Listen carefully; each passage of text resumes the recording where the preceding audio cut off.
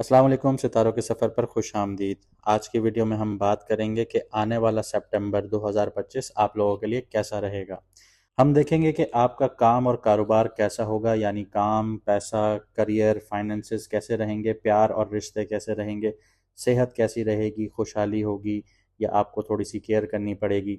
फिर in total हम देखेंगे कि आपकी अपॉर्चुनिटीज़ कहाँ कहाँ पे हैं, चैलेंजेस कहाँ कहाँ पे हैं, कौन सी चीज़ें आप अवॉइड करेंगे या कौन सी चीज़ें आप नहीं करेंगे तो आप कामयाब होंगे, कहाँ पे आपको अपॉर्चुनिटीज़ मिल जाएंगी। तो आपको ये सारी चीज़ें बताएंगे, साथ ही साथ आपको रेमेडीज़ भी बताएंगे कि कौन सी रेमेडीज़ करने से आपको ज़्यादा फ़ायदा हासिल होगा। लेकिन उससे पहले जिन लोगों को अपना मून साइन नहीं पता वो कमेंट सेक्शन में अपनी ओरिजिनल डेट ऑफ बर्थ लिखें, हम आपको आपका मून साइन बता देंगे। एस्ट्रोलॉजी में मून साइन की इम्पॉर्टेंस या अहमियत ऐसी ही है जैसे आप एक घने जंगल में हैं और मून साइन आपकी टॉर्च है। जब तक आपके पास टॉर्च नहीं होगी आपको रास्ता नहीं पता चलेगा कि आपने आगे जाना कहाँ है।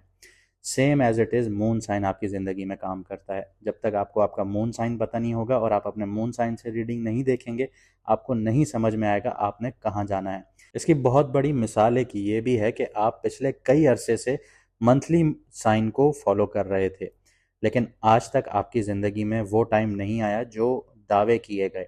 आपने कई एस्ट्रोलॉजर्स की वीडियोस देखी होंगी जिनमें कहा गया होगा कि आने वाला टाइम इस बुर्ज के लिए, इस राशि के लिए बेहतरीन है, लेकिन वो आपको ज़ोडिएक साइन जो है वो मंथली वाइज बता रहे होते हैं। मंथली वाइज आपकी ज़िंदगी पे काम कभी भी नहीं करेगा आपका ज़ोडिएक, जब तक आपको आपका मून साइन नहीं पता होगा। और मून साइन जो होता है वो ही आपका ज़ोडिएक होता है, आपका बुर्ज होता है, आपकी राशि होती है। आप मून साइन से अपनी ज़िंदगी को फॉलो करेंगे, उसके हिसाब से काम करेंगे, कारोबार करेंगे, नौकरी करेंगे, या अपने मून साइन के कंपैटिबल स्टार से ही शादी करेंगे, तो आपकी शादियों में भी कामयाबियाँ आएंगी, डाइवोर्स कम होगी। अगर आप लोग डाइवोर्स्ड हैं, आप लोगों के काम कारोबार में आपको नहीं पता चल रहा कि आप लोग इन्वेस्टमेंट करे जा रहे हैं लेकिन रिटर्न नहीं आ रहे, पैसा नहीं आ रहा, समझ में नहीं आ रहा आप लोगों को कि आप लोगों को क्या करना चाहिए, तो आपको व्हाट्सएप का नंबर स्क्रीन पर नज़र आ रहा होगा। आप लोग अपना अपॉइंटमेंट बुक करवा के अपनी पूरी गाइडेंस ले लें, ताकि आपको आपका काम, कारोबार, शादी कहाँ करनी है, कैसे करनी है, ये सारी चीज़ें आपको पता चल सकें ताकि आप आगे ज़िंदगी में बढ़ सकें। लेकिन अगर फिर भी आपने वही पुराना पैटर्न फॉलो करना है कि आपने वेस्टर्न एस्ट्रोलॉजी के रूल्स पर चलना है, मंथली वाइज आपने फॉलो करना है, तो सौ बिस्मिल्लाह आप लोग कर सकते हैं, हम किसी को रोकते नहीं हैं। लेकिन फिर सिर्फ होगा वही कि आप लोग बैठे हुए वीडियोस देखते रहेंगे कि 5 बुर्जों की, 5 राशियों की किस्मत बदलने वाली है इस महीने। आप ऐसी वीडियोस देखते रहेंगे, आपकी किस्मत बदलेगी नहीं, लेकिन जो वीडियोस अपलोड कर रहे होंगे वो लोग पैसे कमा रहे होंगे। तो आप लोगों को समझना पड़ेगा कि आप लोगों को ज़िंदगी में आगे बढ़ना है या एक लूप में फंस जाना है। ये भी एक लूप में फंस जाना होता है कि आप ज़िंदगी के एक पॉइंट पे आके सिर्फ स्टक हो जाएं और फंस जाएं। तो अभी व्हाट्सएप पर मैसेज करके आप लोग अपना अपॉइंटमेंट बुक करवाएं, अपना करियर जानें, अपने करियर में मुश्किलात का हल जानें, अपनी जॉब्स कौन सी कर सकते हैं आप लोग, अपना बिजनेस कौन सा कर सकते हैं आप लोग शादी कहाँ कर सकते हैं, कौन सा स्टार आप लोगों के लिए कंपैटिबल है। अगर आपके पास कोई पार्टनर है, आप उनकी कुंडली मैच करवाना चाहते हैं, राशि मैच करवाना चाहते हैं, या उनका जायचा मैच करवाना चाहते हैं, तो वो भी हो जाता है। अगर आप लोगों की अपॉइंटमेंट्स वगैरह का या आप लोगों के प्रमोशंस के मसले हैं तो वो भी यहाँ पे सारी चीज़ें आपको यहाँ पे क्लियरली बताई जाती हैं, आपको रेमेडीज़ दी जाती हैं ताकि आप वो सारी चीज़ें करते हुए अपनी ज़िंदगी को बेहतर बना सकें। चलिए देखते हैं सितंबर 2025 आपके लिए कैसा रहेगा। बात करते हैं कैंसर मून साइन वालों की, यानी कि कर्क राशि, यानी कि बुर्ज सरतान वालों की। सितंबर 2025 आसमान में तारे कुछ अजीब खेल खेल रहे हैं कर्क राशि वालों के लिए। वीनस आपके पहले घर में है तो आपकी जो पर्सनल मैग्नेटिज्म है, चार्म है, वो बढ़ रहा होगा। लेकिन साथ ही साथ सेकंड हाउस लियो में सन भी बैठा हुआ है, मरकरी भी बैठा हुआ है, केतु भी बैठा हुआ है, जो यहाँ पे पैसा और फैमिली के मैटर्स में एक हाथ से देना और दूसरे हाथ से लेने वाले मामलात बना रहा है, सिचुएशंस क्रिएट कर रहा है। मार्स 21 डिग्री पर विर्गो में है, यानी आपका थर्ड हाउस जो है उसमें मार्स बैठा हुआ है, जो आपको मेहनत और बहादुरी देगा, लेकिन एग्रेशन भी बढ़ा सकता है, आप लोगों की गुस्सा भी बढ़ा सकता है। ट्वेल्थ हाउस में बैठा जुपिटर जेमिनाई में है, जो आपको थोड़ा फिलोसफिकल बना रहा है, स्केपिस्ट मोड में लेकर आ रहा है कि आप दुनिया की सच्चाई से भागना चाह रहे हैं, तो इन सारी चीज़ों की तरफ आपको लेके जा रहा है। जबकि 9th हाउस में बैठा सैटर्न जो है वो रेट्रोग्रेड है।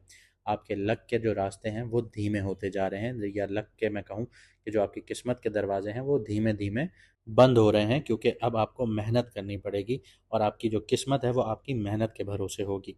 महीने भर मून का जो सफ़र होगा वो कैंसर वालों के लिए मूड स्विंग्स का असली खेल दिखाएगा। 1 सितंबर को मून सेजिटेरियस में होगा, इसकी वजह से हेल्थ और डेली वर्क पे बहुत फोकस रहेगा आप लोगों का। 8 सितंबर को मून जो है वो पाइसेस में से गुजरेगा, यानी आपके 9th हाउस में, जहाँ पे सैटर्न बैठा हुआ है। तो थोड़ा आपको जहनी उलझन का शिकार बना सकता है, या आपके कोई ट्रैवल हैं तो उनमें थोड़ी सी देरियां देखने को मिल सकती हैं, रुकावटें देखने को मिल सकती हैं। 16 सितंबर को जब मून कैंसर से गुजरेगा तो आपको एक नई ताकत और खुद पे भरोसा मिलेगा आप लोगों को।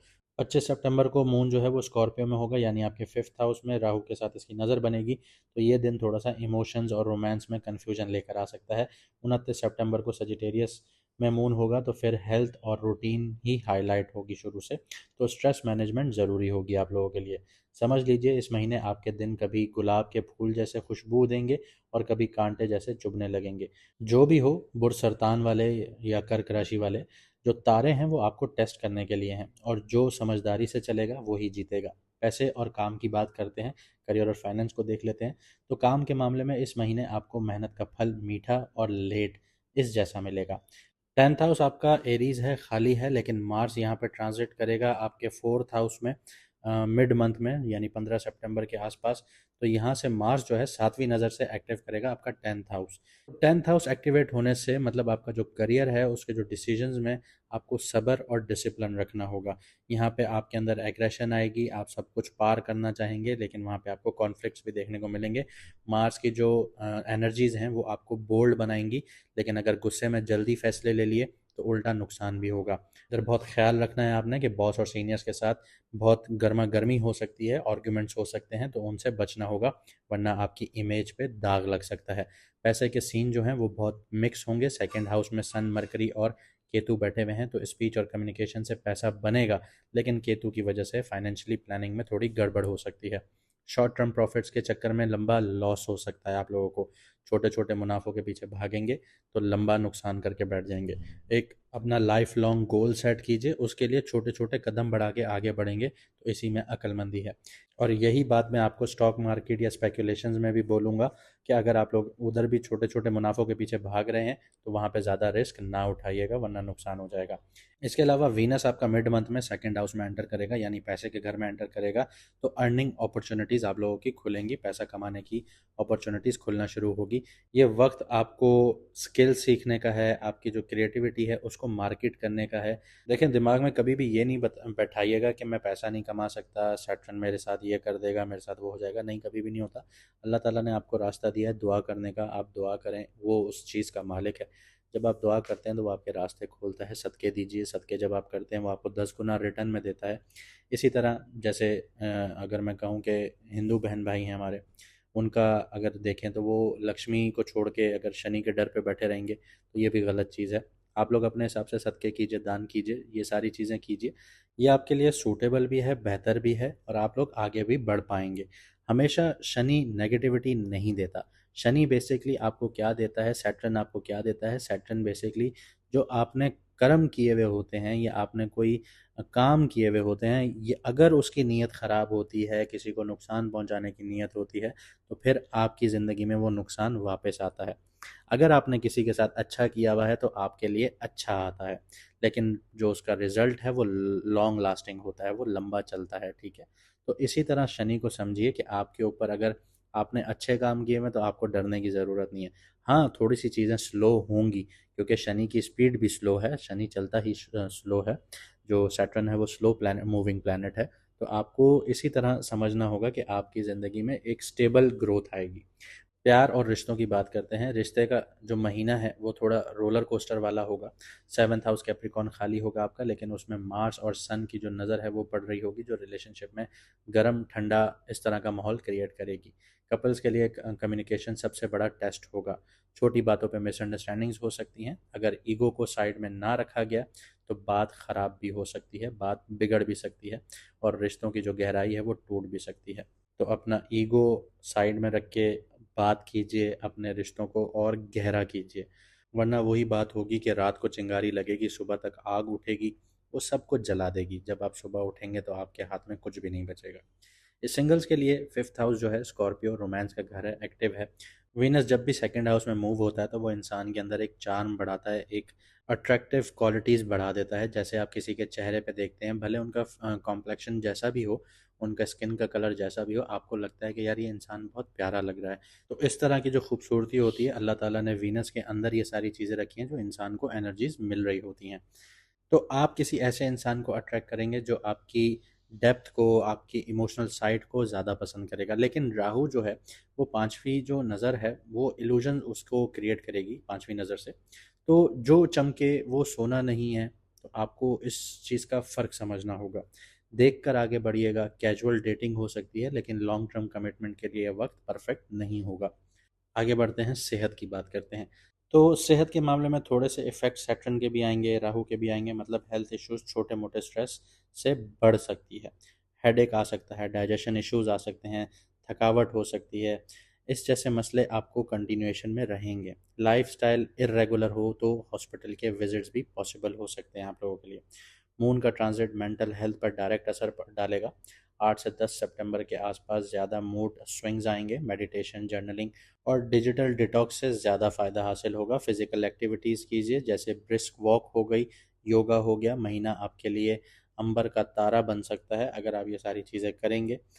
इसके अलावा alcohol, junk food, fast food, oily food, ये लेट नाइट ओवर ईटिंग, ये सारी चीज़ें आपको अवॉइड करनी चाहिए। अगर आप समझ सकते हैं तो ये आपके लिए बहुत भलाई की बात है। अगर आप नहीं समझना चाहते तो आप वही करेंगे जो आपका दिल करेगा।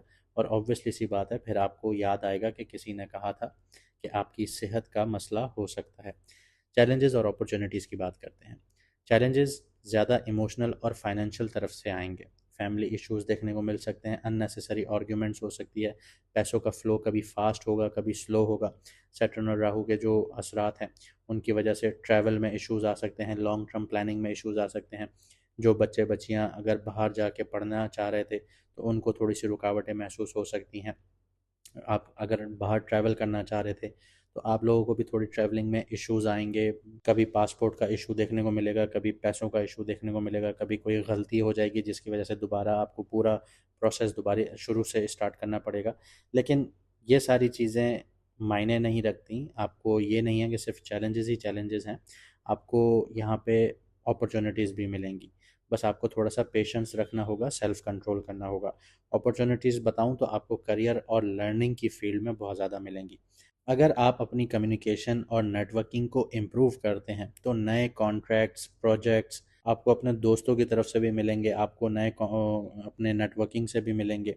तो जो आपके फ्यूचर के लिए बहुत ज़्यादा हेल्पफुल रहेंगे, फ्यूचर में बहुत काम भी आएंगे। वीनस का सपोर्ट आपको मिलेगा, चार्म मिलेगा, हाईलाइट करेंगे ये सारी चीज़ें। जो लोग आपके आइडियाज़ को सुनेंगे तो वो आपको ज़रूर इन्वेस्टमेंट देंगे या आपको जॉब भी ऑफ़र हो सकती है जिस फील्ड से आप जुड़े हुए हैं। बस आपको थोड़ा सा समझना होगा कि आपको अपनी कम्युनिकेशन या फिर आपको अपनी नेटवर्किंग बेहतर करनी होगी।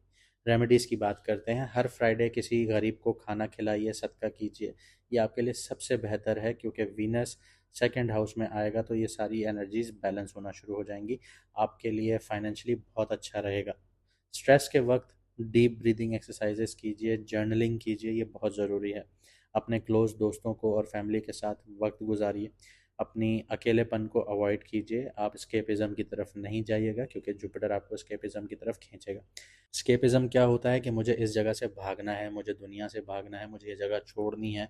इस तरह की चीज़ें आपके दिमाग में चलती हैं। आपको पता है मैं नेगेटिव साइड की बात कर रहा हूँ, लेकिन यूट्यूब की जो पॉलिसी है उसकी वजह से पूरी खुल के बात नहीं कर सकता। आपको समझना होगा।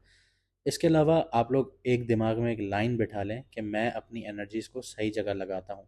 ये आपने दिन में रिपीट करना है। जब आप ये रिपीट करते रहेंगे आपका माइंड जो है वो सिग्नल पकड़ेगा, वो पॉजिटिव होना शुरू हो जाएगा और आप सही जगह पे अपनी एनर्जीज़ को इन्वेस्ट करना शुरू होंगे जो आपको आउटकम्स देना शुरू करेंगी। कैंसर के लिए सितंबर 2025 एक टेस्ट पेपर जैसा होगा। सब्र रखना होगा, इमोशंस और डिसीजंस सभी पर सवाल उठेंगे। अगर समझदारी और सब्र के साथ आप लोगों ने इस पेपर को सॉल्व किया तो जो आज रुकावट लग रही है आप लोगों को वही कल आपकी ताकत बन जाएगा। उम्मीद करता हूँ आपको वीडियो पसंद आई होगी और आप लोग आगे अपनी ज़िंदगी को बेहतर बनाएंगे। अगर ऐसा है तो वीडियो को लाइक शेयर सब्सक्राइब ज़रूर कीजिएगा।